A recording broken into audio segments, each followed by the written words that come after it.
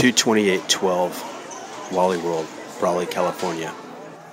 This week I'm a little frustrated to live in a world where so many people believe so many insane things. Religious people, for example. So many followers content to believe what they're told and not ask questions. So many religions, so many one true gods. And they all believe in an omnipotent God.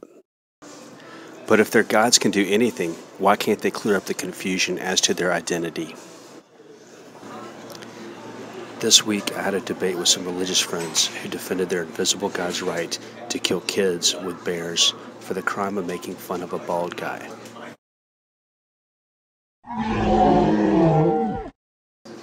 And since you've read your Bible, you'll know that I'm referring to the story of the prophet Elisha in 2 Kings.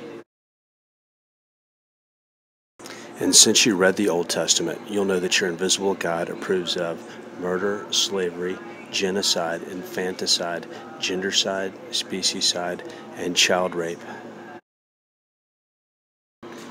Yes, child rape.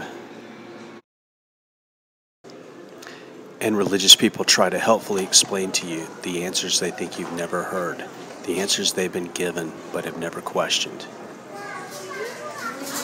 The answers that aren't really answers, they're evasions, such as, I know it's true, I feel it in my heart. God works in mysterious ways. God has infinite intelligence, we can't understand His reasons. Really? Then why ghostwrite a book if we can't understand it anyway? Not answers, evasions. But what was particularly chilling were my religious friends' replies in defense of invisible God sending bears to kill kids. Good for Elijah for getting those kids. Serves those kids right. One of them even explained an eye for an eye. You know, God's code. No, it's Hammurabi's code. And a bear mauling for a teasing doesn't equal an eye for an eye. But by far the most thoughtless defense of the horrors of the Old Testament is, you know, it's the Old Testament. Things were different then. Really, when was child rape ever okay?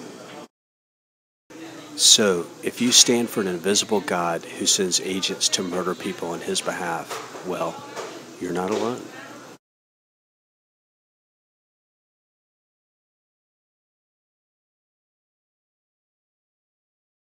And let's face it, it's not like faith in invisible gods has the best track record.